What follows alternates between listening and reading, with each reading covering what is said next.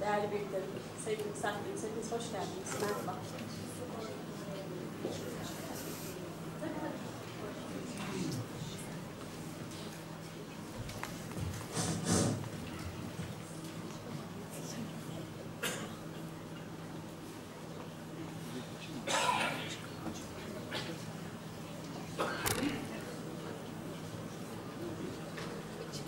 Sayın Hazırım, kıymetli büyüklerim, değerli misafirler, hoş geldiniz.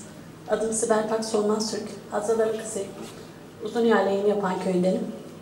Sürecin hayırlı uğurlu olmasını, topluma en iyi hizmet edecek grup kimse, onun kazanmasını diliyorum öncelikle.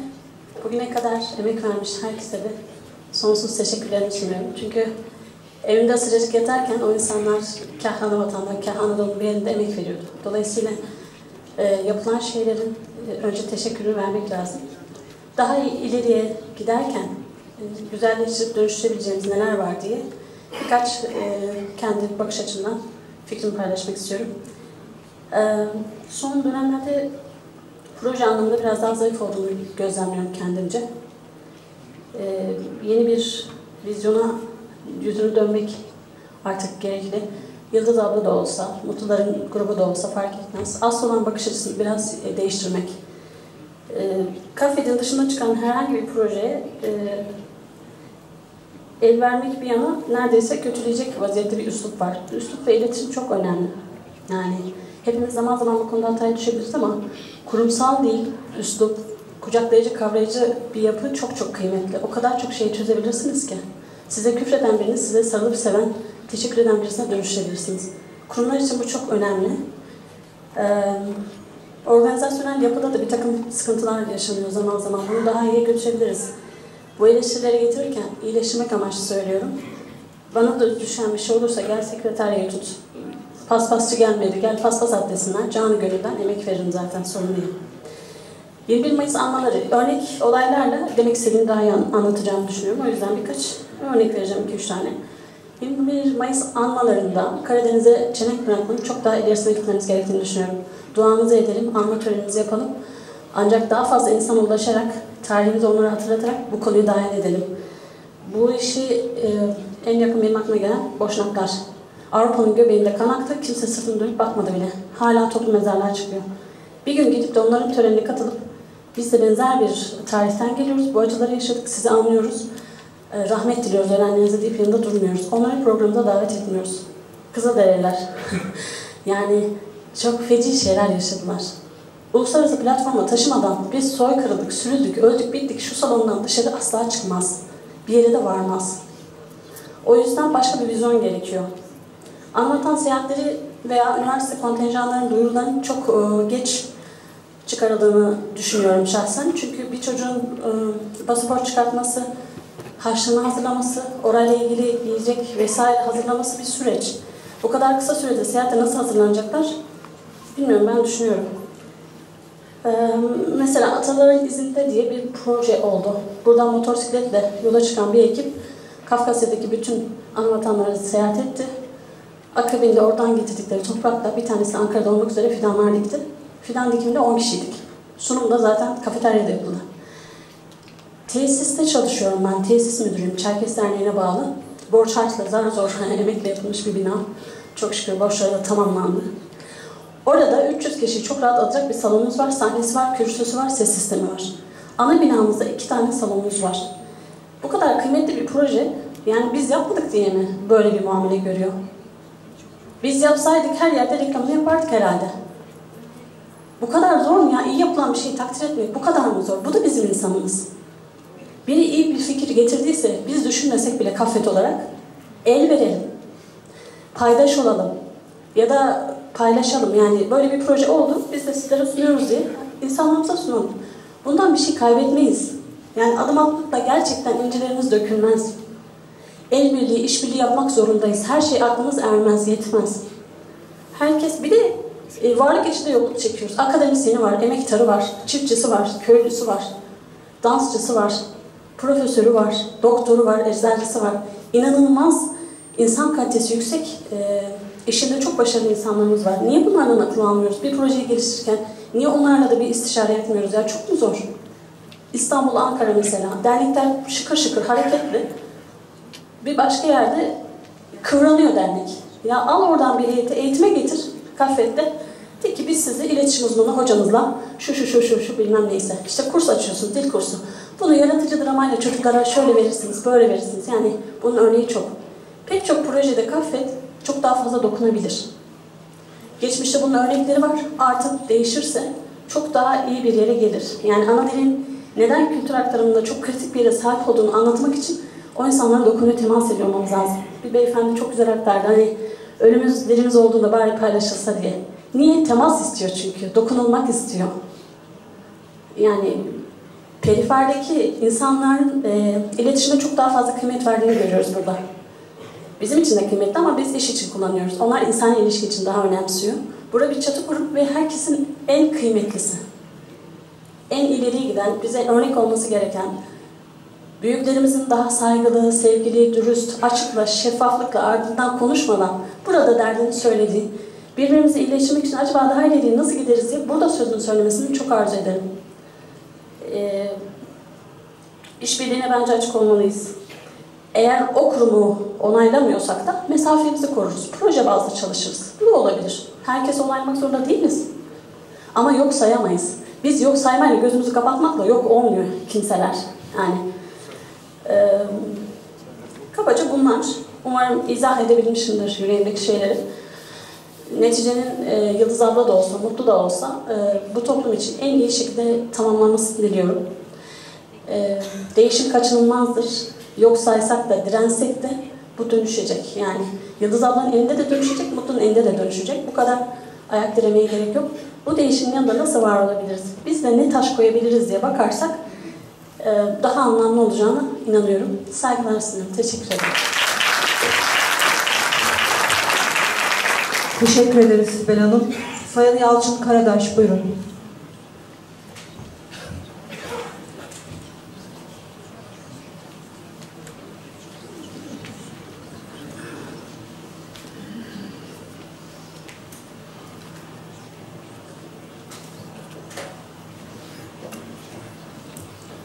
Herkesi saygıyla selamlıyorum. Aslında konuşmaya niyetim yoktu ama konuşmak gerekiyor. Birçok arkadaş konuştu. Tamamına teşekkür ederim. Aday olan iki gruba da teşekkür ediyorum. Sorumluluk almak istedikleri için. Ben çok seviyorum bu genel kurulları ve seçimleri. Ama 2011 yılından beri ilk defa geliyorum. Delege de değilim. Yalçın Karadaş benim adım. Şimdi bizim İhtiyacımız olan şeyleri şöyle sıraladığımız zaman, benim gözlemlerim, ki çoğu arkadaş da bazılarını söyledi. Birincisi öz eleştiri. Hiç kimse acaba ben nerede yanlış yaptım? Acaba biz nerede yanlış yaptık? Neden bize destek yok? Neden biz bunu yapamadık? Kimse gelmedi.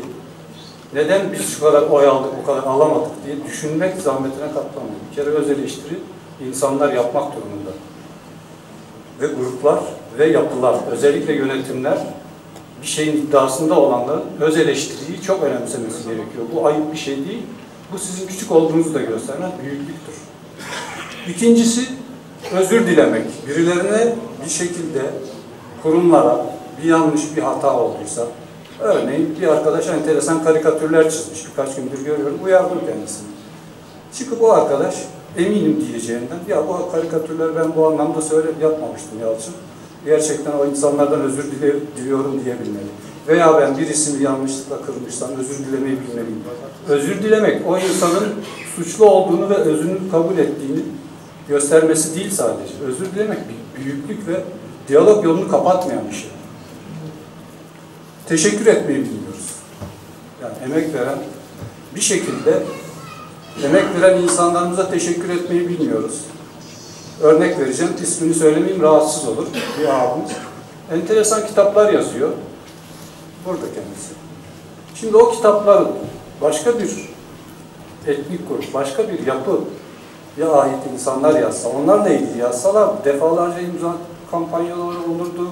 O insana destek olunurdu, o insan onore edilirdi, plaket verilirdi. Bizde asla böyle bir şey yok. Biz kesinlikle bilmiyoruz yani bu tür şeyleri. En bilmediğimiz konu diyalog. Diyaloğun o kadar kötü bir şey olduğunu zannediyoruz ki ben öyle algılıyorum. Diyalog kurarak ortaya negatif bir şey çıkma olasılığı yoktur. Diyalog kurmazsanız negatif şeyin 1'se 1000 olacağına emin olun. Şu anda mesela şu camia, ben 17 yaşından beri bu toplumun içindeyim. Bir takım eksiklerimiz var. Çok güzel özelliklerimiz de var ama şu saydıklarımızın içinde örneğin bir diyalog kurmanın önemini biz onlarla konuşmayız. Onlar da kim oluyormuş? Bize mi sordular? Bana mı sordun? Şimdi bu yaklaşımlar bu toplumu halk olmaktan çıkarır. Siyasi yetkinliğe ulaşma ihtimali olan yapıları ve insanları desteklemek lazım. Yani Türkiye'nin entelektüel hayatının içinde Kafkasyalılara ya da Çerkezlere ait küçük bir alan açmak isteyen yapılara ve insanlara hiçbir destek verilmemesi normal karşılanamaz arkadaşlar. Biz yapmıyorsak, biz yazmıyorsak, biz konuşmuyorsak, biz söylemiyorsak o da söylemesin, onlar da söylemesin, onlar da yapmasın. Yani bu artık bir hastalık haline almış vaziyette ama bakın ne akil adamlar toplantıları, ne demokratikleşmenin o ayyuka çıktığı zamanlardaki AKP'nin o günlerinde hiçbir zaman insanlarımız bizim içimizden çıkmış, Çerkes kimliğini üzerinde gururla taşıyan, bizim adımıza söz söyleme yetkisi de olan hiçbir insanı oraya çıkartmıyorlar. Neden çıkartmıyorlar biliyor musunuz? Arkasında durmuyoruz kimsenin. Maalesef. Devletten talepkar değiliz. Bakın bu devlette biz misafir falan değiliz. Biz bu devlette bir Türk ne kadar hak ve hukuka sahipse eşit hak ve hukuka sahip olan bir kimliğiz. Biz Çerkesiz veya başka adını ne koyarsanız koyun. Önemli değil. Kavramları karıştırmayalım. Çerkez diye kabul ettiğimiz bu kavramın, bu halkların haklarının cayır cayır çiğnendiği, hiçbir yerde önemsenmediği bir ülkede şunu bir türlü anlatamadı yapılarımız ve insanlarımız. Anlatabilecek insanlarımızın arkasında da durmadık. Arkadaş ben bir Kürt, bir Türk, bir Ermeni, bir Rum, bu ülkenin içindeki kimlikler ne kadar bu ülkenin sahibi ve hakkı ve hukuku varsa şuradan şu gün gelmiş, buradan bugün gelmiş ayrımı yapmadan aynısı Çerkezler için vardır. Bakın biz Türkiye Cumhuriyeti'ne gelmedik arkadaşlar. Biz çok etnikli Osmanlı İmparatorluğu'na geldik. Şimdi bu saptırmaları cevap verebilecek insanlarımız var ama bu cevap veren insanların arkasında kurumlarımız maalesef durmuyorlar. Fikir üretmek çok önemli. Biz hep geçmişi konuşuyoruz. Ama dünyanın, Türkiye'nin, Kafkasya'nın, özel olarak Çerkezlerin, Çerkez halklarının, bakın özellikle söylüyorum, halkları diyorum, Çerkezler halklardan oluşmuştur. Bu kavramlar da çok önemli. Çerkez halklarının haklarını savunabilmek için siyasi arenada dünyaya sesini duyurabilecek yapılara ve insanlara ihtiyacımız var. Fikir üretmek zorundayız. Fikir üretebilecek insan ve yapılara destek olmak zorundayız. Çerkez kavramı uzadıkça uzuyor olmadık zamanlarda çok net bir şekilde iki tane Çerkez kavramı görüyorum ben. Bir, ana vatandaki gerçeklik. Şimdi birkaç kesim farklı adlarla bunun üzerinde duruyorlar. Ana vatandaki yapının kesinlikle doğru olduğu kabulü üzerinden giden bir tekçi tanımlama. Bir de diasporada ki Çerkezlerin ezici çoğunluğu diasporada yaşıyor. Diasporada farklı Kafkas halklarının belli bir süreç içinde asimile olmuşlarının dışında bir şemsiyenin altına saklanmış kendini korumaya çalışan bir Çerkes gibi. Bir türlü bunu anlayamıyoruz. Yani ana vatanda Sovyet devletinin, ondan önceki Çarlık devletinin, şimdiki Putinci devletin yapılarının çok doğru olduğunu mu düşünüyoruz? Hayır. O devlet kendisini ayakta tutabilmek için tanımlarını yapıyor. Rusya Bilimler Akademisi Çerkez'in sadece Adigeler olduğunu söylüyor mesela. Başka ne diyecek? Yani şimdi desin mi Abazay'la siz kardeşsiniz? Karaçaylar dil değiştirmiştir ama kültür olarak size şu kadar yakındır. Kafkasya'nın sonradan gelmiş ya da otokton hiçbir halkının arasında çok fazla sorun yaratacak dil dışında sorun yoktur. Dil dışında ayrılık yoktur arkadaşlar. Biz tanımları, Çerkes tanımını da, diğer tanımlarda halk kavramını, etnisite, milliyet, bunların tarihsel geçmişi, feodalite, bu kavramları konuşacağımız bir ortam yaratmalıyız. Ben Yeni Gelecek Yönetimin şu konuştuklarımı ciddiye alacak, benden önce konuşan insanlarımızın söylediklerini ciddiye alacak bir yapı olmasını istiyorum. Onlar her kim olursa olsun desteklerim. Ama bunları yok sayan, bütün sorunları bir yere süpüren, netameni konulara asla girmeyen bir yapıyı desteklememiz söz konusu olamaz. Değişmek zorundayız. Dünyaya uyum sağlamak zorundayız. Şabze kavramı var. Din, şabze, o kadar çok üzerinde tartışabileceğimiz konu var ki şabzenin bir canlı varlık olduğunu bile kabul etmeyen böyle son derece katı bakışlar var. Bunları oturup konuşabilecek bir yönetim istiyorum ben. Ve bu tanımları, örneğin Çerkes tanımını, ya oturalım da bir gün farklı düşünenler bir araya gelelim de 2 gün bir yerde oturup artık bir karara varalım. Şarkı Karip Çerkezleri Temini Hukuk Cemiyeti 1920'de Çerkes tanımını yapmış. Çoğu insan hala o yapıyı sansürleyen Türkiye Cumhuriyeti yapısının etkisini kıramadı. Şarkı Karip Çerkezleri o tarihlerde bugün yaşayacağımız, yaşamakta olduğumuz tekçi, asimilasyoncu yapılara ilk önce uyaran, diğer tüm halklardan önce uyaran bir yapıydı ve 150'liklerin önemli bir çoğunluğunun Çerkez olmasının nedeni bu tanımları yapan Kafkasya'nın farklı halkları, sadece Adigeler değil arkadaşlar, ne Çerkes Teavün Cemiyeti, ne Çerkes Kadınlar Cemiyeti, ne Şarkı Karip Çerkezleri, ne Mısır'da 1859'da kurulmuş olan Çerkes Teavün Cemiyetleri asla tek etnik üstüne gitmedi. Tek etniklik ulus devletin ideolojisidir.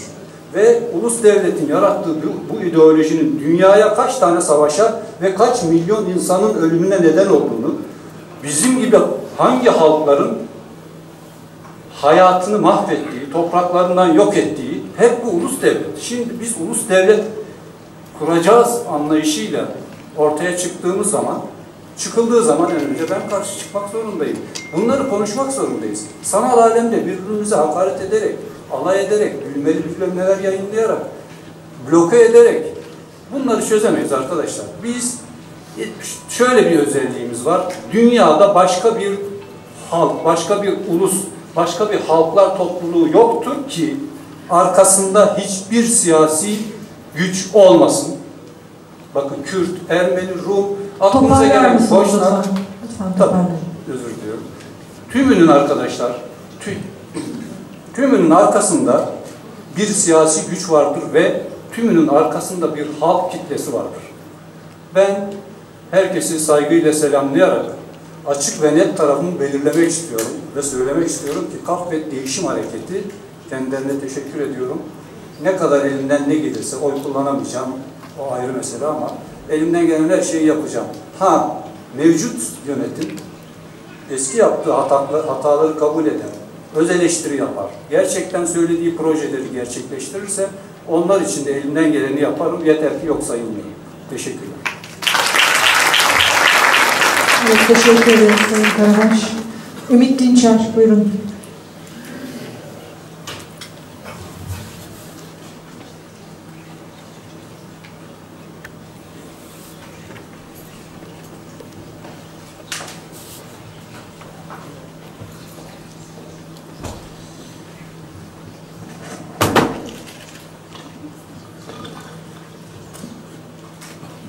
Evet, kıymetli Azim, Sayın Başkanlar, hepinizi saygıyla selamlıyorum. Şöyle Ümit Dinçer, İstanbul Kafkas Kültür Derneği Başkanıyım ama şu anda burada bireysel fikirlerimi ifade etmek üzere buradayım. Derneğimin görüşleri ya da fikirleri olarak algılanmamasını özellikle rica ederim. Şimdi tabii söylenecek çok şey, çok konuşulacak konumuz var. Serbest kürsü şeklinde giden bir organizasyon bugün. Her konuyu, her yerinden ya evet bu konuda da konuşmak lazım dediğimiz çok konu var ama nihayetinde kısıtlı bir süre olduğu için kendi zaviyemden önemli gördüğüm konuları kısaca belirtmeye çalışacağım. Şimdi bir söz var. Diyor ki söz ola kese savaşı, söz ola kestire başı. Yani bu bizim aslında sahiplenmemiz gereken bir önemli bakış açısı. Yani sözlerimizi söz olarak söylemeliyiz, kurşun olarak değil.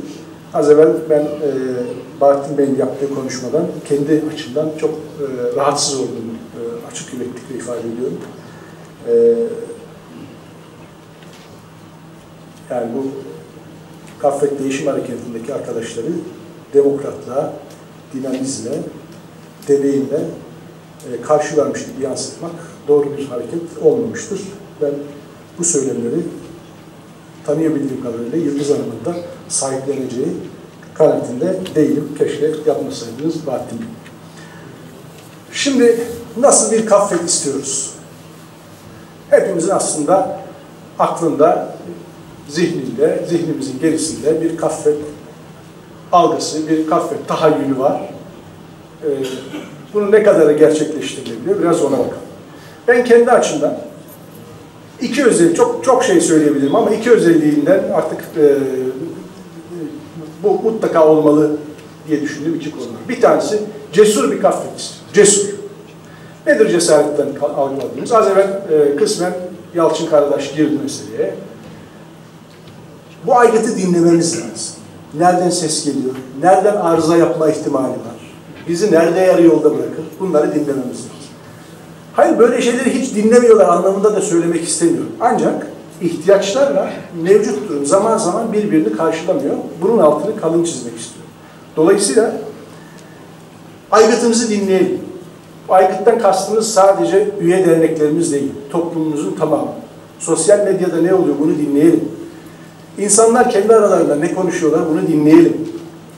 Bize yazan, çizen, itiraz eden, eleştiren, hatta ve hatta zaman zaman terbiye sınırları aşar şekilde küfredenleri bir dinleyelim. Ne diyorlar?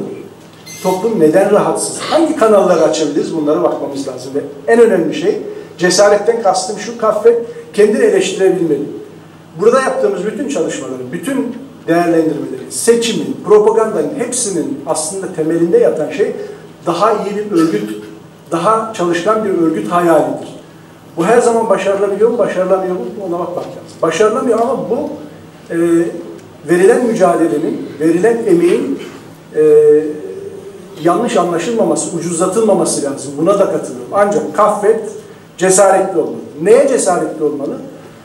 Şu anda bu kütlenin içerisinde derinlere doğru ilerlemeye meyyal bir takım çatlakları önceden fark etmek ve bunların üzerine gitmek konusunda Kaffet cesaretli olmalı. Az evvel Kaya Şenvar'ın söylediği Çerkes tanımını ya artık bir tartışalım ya. Çıksın artık gündemimizde. Bununla ilgili Kaffet cesur olmalı. Bütün tarafları bir araya getirmelidir. Tarık Topçu'yu çağırmalıdır. Kaya Şenvar'ı çağırmalıdır. Efendim, Çerkesya yurtseverlerini masanın etrafında oturtmalıdır. Ve nihayetinde ya bir karar çıksın artık. Bu ne kadar daha enerjimizi kaybettirecek? Daha ne kadar birbirimize yan gözle bakmaya devam edeceğiz? Bundan kurtulmamız lazım. Ama nihayetinde alınan karar bu toplumun önüne konulan bir munafe olmalı. Bir noktada artık tamam bu noktadan itibaren bu bakış açısıyla gitmeliyiz diyebilmelidir. Bunu Türkiye'de yapabilecek, başarabilecek tek örgüt var bana göre Kaffet'tir. Ama bundan korkmamamız lazım. Toplumun önüne cesaretle gitmek konusunda bence Kaffet'in korkmasını gerektirir. Hiçbir durumu yok.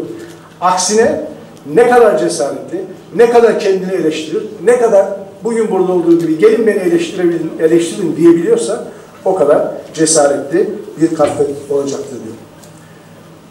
Daha yukarıdan bakan bir Kaffet özlüyorum. Nedir buradan kastım? Kaffet şu anda 50 küsur derneğin bağlı olduğu bir federatif yapının genel merkezidir. Şube genel merkez ilişkisi olarak algılanmasın. Yatay bir örgütlenmenin koalisyonudur Kaffet. Dolayısıyla bu noktada Kaffet'in büyük resmeden bir ressam gibi çalışması lazım. Yoksa küçük portreler yapan, küçük resimler yapan bir Kaffet hayal etmiyorum. Büyük değerlendirmeler yapan, politikalar belirleyen, en önemlisi de stratejik politikalarımızı belirleyen bir Kaffet istiyorum. dernek gibi çalışmasın. Evet, zaman zaman bu şeylerin, organizasyonların içerisinde olsun ama Kaffet strateji koysun ortaya. Uzak ufuklar göstersin bize. Biz de o uzak ufuklara nasıl ulaşacağımızı, nasıl sorunlarla mücadele edeceğimizi birlikte değerlendirelim. Şimdi bundan sonra yönetime kim aday olacaksa bence senelerdir burada duruyor Kaffet'in, Türkiye Çerkeslerinin demokratik talepleri diye. Bunu bir revize edin. Kaffet'in uzak erimli, stratejik, olmazsa olmaz diyebileceğimiz 5 tane temel hedefi kalın kalın harflerle tüzüğüne yazılmalı. Tüzüğüne. Misal, az evvel birisi söyledi, misafir ya da gurbet, Avni Bey söylemişti galiba. Gurbette bir halk mıyız? Diasporada bir halk mıyız? Sürgünde bir halk mıyız? Tartışmasına bir nokta konulmalı ve bu tüzüğe yazılmalı. Ve kırmızı çizgimiz olmalı. Kime karşı? Dünyaya karşı. Dünya bizi sürgünde bir halk olarak kabul etmeli ama biz bunun için şu kadar bir dosya yapmalıyız. Onların önüne koyacağımız 2 sayfalık bizim yazdığımız yazılarla kimse bizi sürgünde bir halk olarak kabul etmez. Dolayısıyla bunun altyapısını yapmamız lazım. Bununla ilgili gerekirse akademiler kurmamız lazım. Kendi içimizde akademi dersek yanlış anlaşılmasını istemem. Bu konuyla ilgili ciddi çalışmamız lazım. Dilin yeniden diriltilmesine ilişkin çalışmaları tüzüğüne koyması lazım gibi. Bunlar yazılabilir. Ben birkaç tanesini çıkardım ama nihayetinde bütün bunları nasıl yapacağız? Bunları sadece yönetim kurulunun yetenekleriyle ya da yönetim kurulunun ferasetiyle başaramayız. Yönetim kurulu burada orkestrasyon yapmalıdır. Toplumumuzda az evvel Sibel söyledi, her türlü insan kaynağı var. Her türlü. Ben bir akademisyenim, çok uzun zamandır aslında olmalı diye düşündüğüm bir grup kurdular geçenlerde, Çerkes akademisyenleri. Neler neler, nerelerden hemşehrilerimiz var. Hiçbirisini harekete geçiremiyoruz. Hiçbirisinden toplumsal manada, tırnak içinde söylüyorum, hiçbir fayda devşiremiyoruz. O insanlarla iletişim kuramamışız. İşte bu insanları harekete geçirebilecek orkestra şefi istiyoruz. Kaffet'ten beklediğimiz şeylerden en önemlisi budur. Çok kısaca 2 şey daha söyleyip bitireceğim. Şimdi bazen aynı tanıma bakmazsanız yanlış anlaşılıyor. Dolayısıyla 2 şeyi tanımlamak istiyorum kendi açımdan. Şimdi statüko dediğimiz şeyi bazı yerlerde adeta bir küfür gibi algılıyorlar. Statüko mevcut durum demek. Yani herhangi bir konuda süreç içerisinde kendini tekrar eden mevcut durum demek. Bir anlaşmaya dayalı durumlar içinde kullanılıyor. Statüko. Mevcut durum. Bir hakaret değil, hakaretamiz değil. Statüko bu ifade. Değişim de değişiklikten farklı. Değişim bir alan ve süreç işi. Yani değişikliklerin hepsinin süreç ve zeminde oluşturduğu şey değişimdir. Dolayısıyla yıkıcı, bölücü, ötekileştirici ya da mevcut yapıyı tasfiye edici bir şey değildir değişim. Değişikliklerinin bütününe diyoruz. Dolayısıyla bu kelimeleri, bu tabirleri bu anlamda kullanıldığını tekrar konuşmakta fayda var. İkisinin de anlamını ben böyle anladım. Nihayetinde ben her 2 gruba da yürekten teşekkür ediyorum. Bu topluma, bu yapıya yaraşır, son derece vakur bir kampanya yürüttüler. Şimdiye kadar çok az örneğini gördüğümüz şekilde bütün derneklere temas ettiler, oradan insanları dinlediler, delegasyonu dinlediler. Kimin ne derdi var, ne sıkıntısı var, ne bekliyorlar onları yerinde gördüler. Ben bu manada her 2 gruba da huzurlarınızda yürekten teşekkür etmek istiyorum. Bir fikir çarpışsın, 1000 fikir çarpışsın, bir güneş doğsun diye bir Çin atasözü var. Biz de bugün fikirlerimizi ortaya koyuyoruz. 2 grup fikirlerini, görüşlerini ortaya koyacaklar. Bir daha iyi bir Kaffet, daha hızlı, daha üretken, daha çevik, daha korkusuz bir Kaffet ortaya çıkaracaklar. Az evvel birisi bir şey söyledi. Her şeyi getirip kafede eleştiriyoruz ama biz de kendimize bakıyor muyuz diye. Evet, bu maalesef iki taraflı bir değerlendirme. Kahvetten beklediğiniz şeyler kadar kendinizden de beklemeniz gerekiyor. Kendiniz de emek koymanız gerekiyor. Kendiniz de mülkünüzden bir şeyi buraya vakfetmeniz gerekiyor. Enerjinizi buraya vakfetmeniz gerekiyor. En önemlisi sabretmeniz gerekiyor.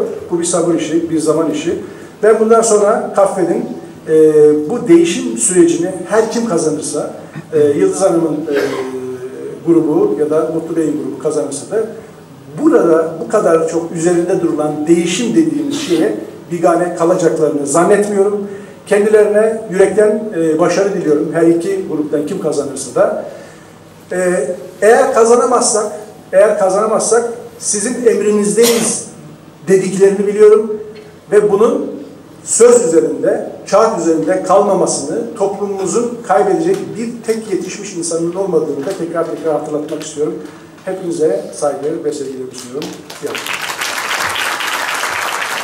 Ümit Dinçer teşekkür ederiz. Sayın Yusuf Taymaz.